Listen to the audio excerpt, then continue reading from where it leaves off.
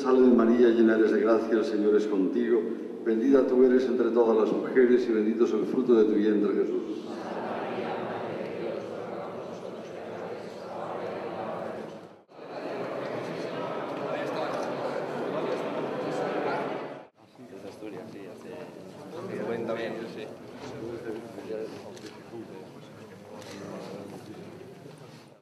Querido don Carlos, está aquí en Levante, en primer lugar, como decía don Vicente, para presentarse ante el nuevo arzobispo de Valencia, para felicitarle, para decirle que desde el deporte también podemos hacer una labor evangelizadora.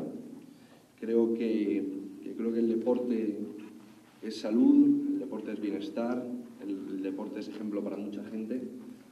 Para solo conseguir un objetivo, crecer cada día y ser mejores. Mejor club, mejores personas. En ocasión de la celebración del centenario de su fundación, os sintieseis en vuestra propia casa, que no os sintieseis extraños.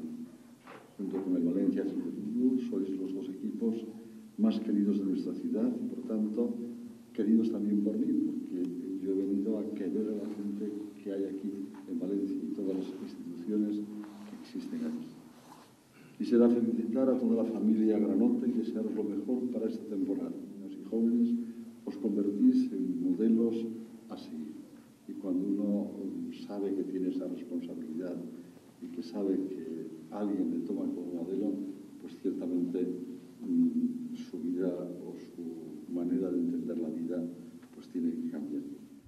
Don Vicente, creemos que era un día muy bonito y así nos lo transmitió don Carlos para hacerle un reconocimiento público. De la afición del Levante Unión Deportiva, de todas aquellas personas que hoy no están y que han permitido que hoy celebremos 100 años.